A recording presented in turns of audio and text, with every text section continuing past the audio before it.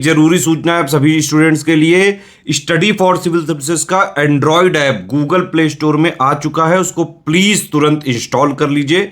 और अगर आप स्टडी फॉर सिविल सर्विसेज के सिर्फ ऐप से कोई भी कोर्स, कोई भी पीडीएफ परचेस करते हैं तो उसमें अप्लाई कूपन, अगर आप ज्ञान सर जो है आप उसमें अप्लाई करते हैं, ये कूपन कोड है, तो उसमें 20% फीस तुरंत माफ हो जाएगी। मतलब 20% डिस्काउंट तुरंत उसमें लग जाएगा।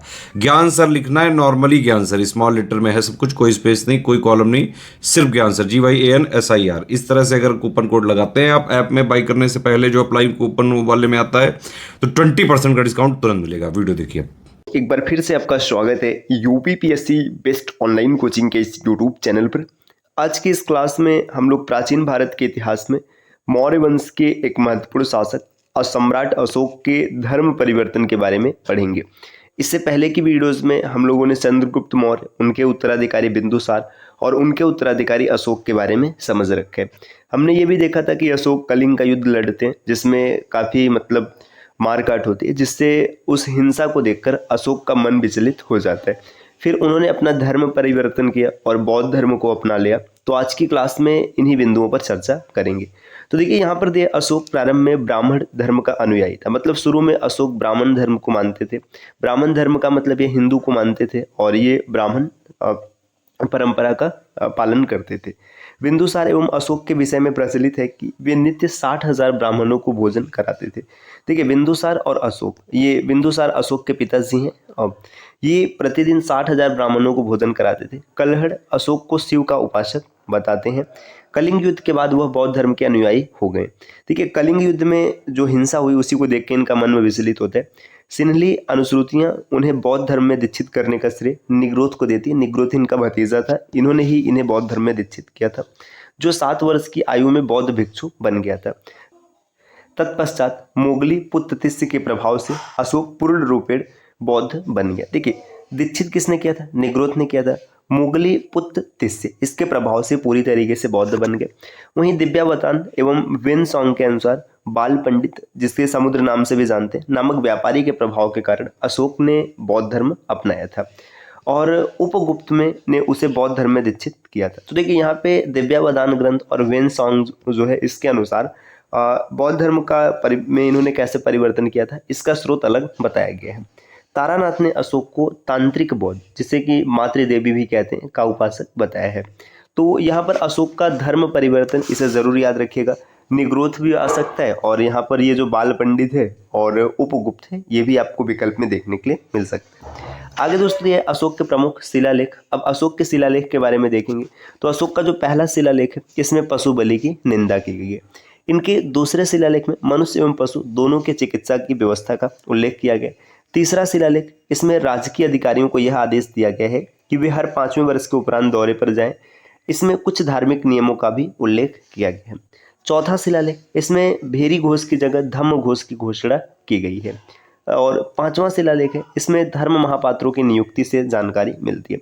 ये महत्वपूर्ण बिंदु है, डायरेक्ट पेपर में आ सकते हैं। छठा शिलालेख, मंत्री परिषद और पुलिसानी और पाडी वटकस जैसे अधिकारी, जो पाडी वटकस होते थे, समाचार देने वाले अधिकारी होते थे, इन सब का जिक्र किया गया। 7वां शिलालेख है, जनता के लिए कल्याणकारी कार्यों के साथ धार्मिक सहिष्णुता की बात न केवल अपने राज्यों में बल्कि चोल, पांड्य व पड़ोसी राज्यों और उत्तर पश्चिम के एंटियोकस के लिए भी कही गई थी। मतलब अपने के ऊपर ध्यान दिया जाए, साथ ही साथ जो पड़ोसी हैं उनके ऊपर भी ध्यान देने की बात की गई है। फिर आगे है 8वां शिलालेख, शाही विहार यात्रा को धम्म यात्राओं द्वारा प्रतिस्थापित किया गया। जो शाही विहार यात्रा होता था, इसे प्रतिस्थापित कर दिया गया धम्म यात्रा के द्वारा। अशोक स्वयं बोध गया के समबोधि गए थे। 9वें में यह कहा गया कि सच्ची भेंट और सच्चे शिष्टाचार का उल्लेख किया गया। 10वां शिलालेख है, इसमें अशोक ने आदेश दिया कि राजा तथा उच्च अधिकारी हमेशा प्रजा हित के बारे में सोचेंगे। 11वां है, इसमें धम्म की व्याख्या की गई है। जबकि 12वें शिलालेख में इसमें स्त्री महामात्रों की नियुक्ति एवं सभी प्रकार के धर्मों का सम्मान करने और उनके प्रति सद्भाव रखने की बात कही गई है।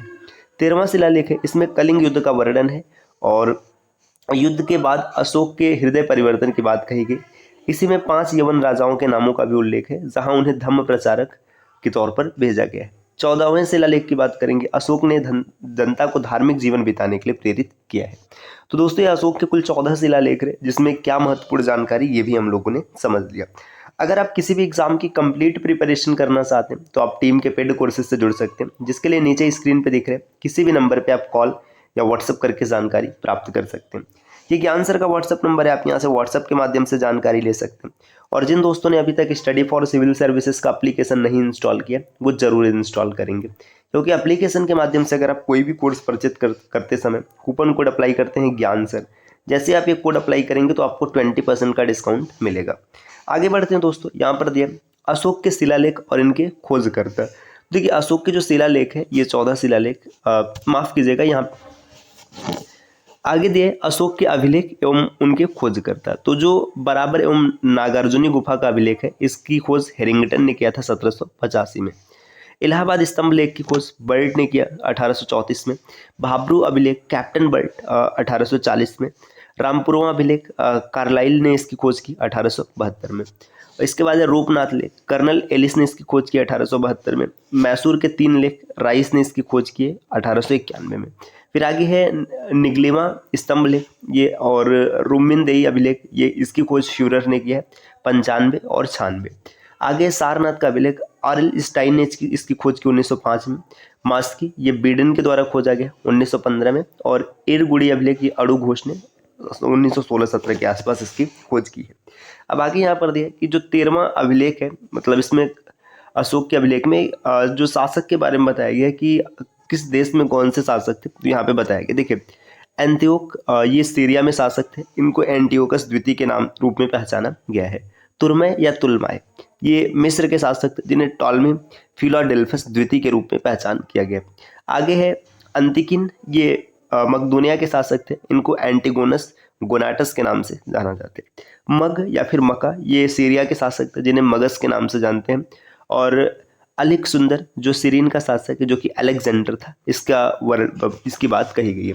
आपने देखा ना कि जो 13वां अभिलेख था उसमें कहा गया था कि 5 शासकों के बारे में बात किया गया, तो यही वो सब शासक हैं। आगे यहाँ पर दिया है अभिलेखों के आधार पर अशोक की उपलब्धियां। तो अशोक की क्या क्या उपलब्धि है इसके बारे में यहाँ पे बताया गया। 8वें वर्ष कलिंग विजय किया, ये 13वें शिलालेख में पता चलता है। कहीं कहीं ये 9वां वर्ष भी लिखा रहता है, तो 8-9 ये याद रखिएगा। 10वें वर्ष ये संबोधि मतलब बोध गया की यात्रा पर जाते हैं और धम्म यात्रा का प्रचलन किया, इसकी जानकारी 8वें शिलालेख से मिलता है। 12वें वर्ष धम्म लिपि लिखना शिलालेख संख्या 4 और शिलालेख संख्या 6 से पता चलता है। आजीविकों को 2 गुफा दान करना, ये गुहालेख से पता चलता है। युक्त राजुक प्रादेशिक को प्रशासनिक दौरों पर भेजना, शिलालेख संख्या 3 से पता चलता है। 13वें वर्ष धम्म महामात्र की नियुक्ति करना, ये 5वें शिलालेख में इसकी जानकारी है। इसके बाद 14वें वर्ष कनक मुनि स्तूप का आकार वर्धन किया, ये निगलिमा लेख से इसका पता चलता है। 19वें वर्ष आजीविकों को 3री गुफा दान किया गया, इसकी जानकारी गुहालेख से। 20वें वर्ष लुम्बिनी ग्राम यात्रा या रुमिनदेई अभिलेख से पता चलता है।